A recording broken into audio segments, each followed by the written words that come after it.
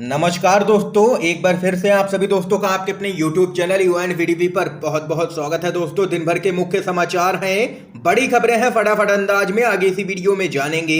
ये वो खबरें हैं जो गोदी मीडिया आप तक नहीं पहुंचाता है। तो वहीं दोस्तों, खबरों की तरफ चलने से पहले आप लोगों से एक छोटा सा निवेदन है कि अगर आप लोग भी खुल करके देश भर में लगातार नफरत फैला रही गोदी मीडिया का पूर्ण तरीके से बहिष्कार करते हैं, विरोध करते हैं, तो अभी इस वीडियो को लाइक कीजिएगा, चैनल को फ्री में सब्सक्राइब करके बेल के आइकन को जरूर दबाइएगा दोस्तों, और कमेंट बॉक्स में कमेंट कीजिएगा जय हिंद जय भारत। दरअसल दोस्तों, पहली बड़ी अपडेट आप लोगों को बताते चलें, बीजेपी की आशंका हुई है लगभग सच साबित। बीजेपी अपने विधायकों से डरी क्रॉस वोटिंग ना कर सके, इसलिए होटल में ले गई थी। लेकिन यहां पर खबर आ रही है कि भाजपा के विधायकों ने कर दी है क्रॉस वोटिंग। खबर बताते चलें, बीजेपी पश्चिम बंगाल समेत तमाम राज्यों में इतनी डरी हुई थी कि उसने अपने विधायकों को 5 स्टार होटलों में रखना शुरू कर दिया था ताकि वे लोग क्रॉस वोटिंग ना कर सकें। पश्चिम बंगाल में बीजेपी ने राष्ट्रपति चुनाव से पहले ही राज्य विधानसभा के अपने 69 विधायकों को एक होटल में भेज दिया था। पार्टी ने किसी भी क्रॉस वोटिंग को रोकने के लिए अपने सभी विधायकों को कोलकाता के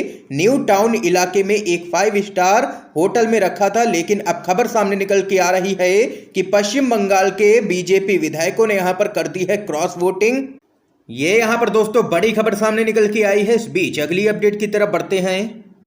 राष्ट्रपति चुनाव के लिए वोटिंग है लगातार जारी। यशवंत सिन्हा बोले, इस चुनाव में पैसे का खेल, प्रजातंत्र बचाने के लिए मुझे करे वोट। खबर बताते चलें, राष्ट्रपति चुनाव के लिए वोटिंग शुरू हो गई है। राज्यों के विधानसभा और संसद भवन में मतदान हो रहा है। आपको बता दें कि शाम 5 बजे तक वोट डाले जाएंगे।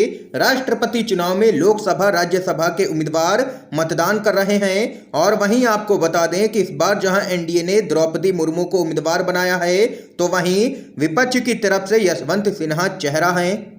राष्ट्रपति चुनाव के लिए हो रही वोटिंग के बीच में विपक्ष के उम्मीदवार यशवंत सिन्हा ने कहा है कि ये चुनाव बहुत ही महत्वपूर्ण है, क्योंकि आने वाले दिनों में ये दिशा तय करेगा कि भारत में प्रजातंत्र बचेगा या ये खत्म हो जाएगा। यशवंत सिन्हा ने आगे कहा है कि अभी तक जितने संकेत मिल रहे हैं उससे ये लग रहा है कि भारत में प्रजातंत्र समाप्ति की ओर बढ़ रहा है। इसके साथ ही वोटिंग के बीच में यशवंत सिन्हा ने कहा है कि मैं सभी मतदाताओं से अपील करता हूं कि अपनी अंतरात्मा की बात को सुने। मैं उम्मीद करता हूं कि सभी मतदाता अपने विवेक का इस्तेमाल करेंगे और प्रजातंत्र को बचाने के लिए मेरे पक्ष में वोट करेंगे। ये यहां पर वोटिंग के बीच में यशवंत सिन्हा की तरफ से बड़ा बयान सामने निकल के आया है। एक और बड़ी खबर की तरफ बढ़ते हैं दोस्तों। जनता पर महंगाई की मार, आज से खाने का सामान और इलाज कराना हो चुका है महंगा। कांग्रेस बोली, विश्वगुरु का दावा सब चंगा सी। खबर बताते चलें, महंगाई की मार झेल रहे जनता को एक और बड़ा झटका लगा है। कई चीजों पर आज से जीएसटी चुकाना होगा। जीएसटी काउंसिल की बैठक के बाद सरकार ने कई प्रोडक्ट्स और सर्विसेज पर टैक्स के रेट्स में बदलाव कर दिया है, जिसकी वजह से आज से कई सारे सामान पर ज्यादा जीएसटी चुकाना होगा लोगों को। इसमें वे सामान भी शामिल हैं जिस पर पहले 0 जीएसटी लगता था, जिसको लेकर के अब कांग्रेस पार्टी हमलावर हो गई है मोदी सरकार पर। कांग्रेस के नेता रणदीप सुरजेवाला ने कहा है कि मोदी सरकार में चाहे सावन हो या सोमवार, रोज महंगाई का नया प्रहार। वहीं कांग्रेस के नेता जयराम रमेश ने कहा है कि विश्वगुरु का दावा सब चंगा सी, हकीकत में सब महंगा सी। और वहीं दूसरी तरफ महंगाई और जीएसटी दरों में बढ़ोतरी को लेकर के विपक्षी सांसदों ने राज्यसभा में जबरदस्त तरीके से प्रदर्शन किया है और मोदी सरकार के खिलाफ यहां पर नारेबाजी की है। इस बीच एक और अपडेट की तरफ बढ़ते हैं। सुप्रीम कोर्ट ने 3 जजों की बेंच गठित की है। संजय राउत बोले, फैसला आने तक लागू हो राज्य में राष्ट्रपति शासन। खबर आप लोगों को बताते चलें, महाराष्ट्र के सियासी संकट के बीच सुप्रीम कोर्ट से एक बड़ी खबर सामने निकल के आई है। खबर के मुताबिक आप लोगों को बताते चलें कि महाराष्ट्र संकट पर सुनवाई के लिए सुप्रीम कोर्ट ने 3 जजों की बेंच का यहां पर गठन कर दिया है।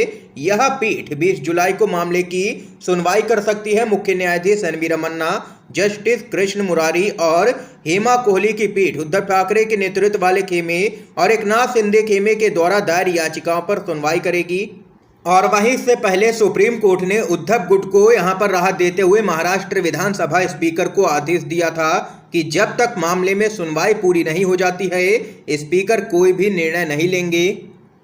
और वहीं इस बीच शिवसेना के सांसद संजय राउत ने महाराष्ट्र में तब तक राष्ट्रपति शासन लगाने की मांग की है जब तक कि उच्चतम न्यायालय की संविधान पीठ शिवसेना के बागी विधायकों को अयोग्य ठहराने की याचिका पर अपना फैसला नहीं दे देती है। ये यहां पर दोस्तों संजय राउत ने महाराष्ट्र में राष्ट्रपति शासन लगाने की मांग कर दी है और सुप्रीम कोर्ट ने भी पूरे मामले की सुनवाई के लिए 3 जजों की बेंच का गठन कर दिया है। इस बीच एक और बड़ी खबर बताते चले आप लोगों को।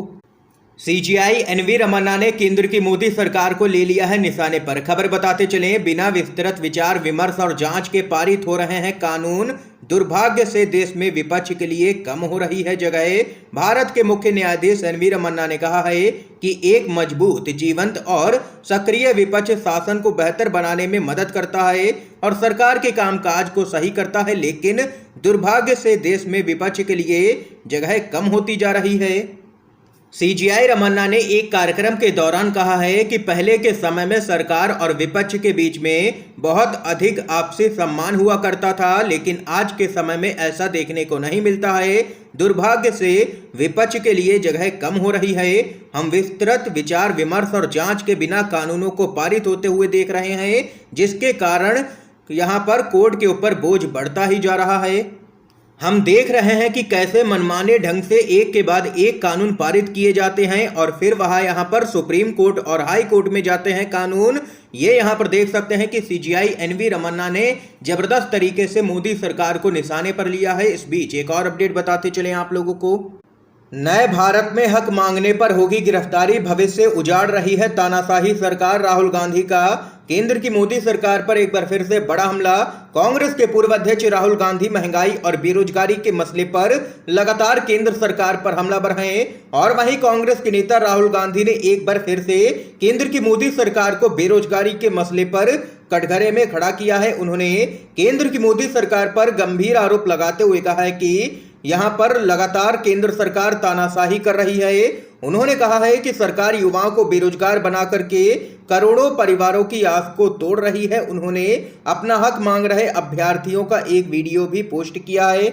दरअसल दोस्तों राहुल गांधी ने ट्वीट किया और कहा कि सवाल मत पूछो, आवाज मत उठाओ, शांतिपूर्ण प्रदर्शन मत करो। नए भारत में हक मांगने पर होगी गिरफ्तारी। युवाओं को बेरोजगार बना करके करोड़ों परिवारों की आस को तोड़ करके देश का भविष्य उजाड़ रही है ये तानाशाह सरकार। इससे पहले राहुल गांधी ने पिछले 5 सालों के दौरान 20 से 24 साल के युवाओं में बेरोजगारी दर दोगुनी होने को लेकर के भी पीएम मोदी पर कटाक्ष किया था और एक बार फिर से राहुल गांधी ने बढ़ती हुई बेरोजगारी के मुद्दे पर घेरा है केंद्र सरकार को। अगली अपडेट की तरफ बढ़ते हैं दोस्तों।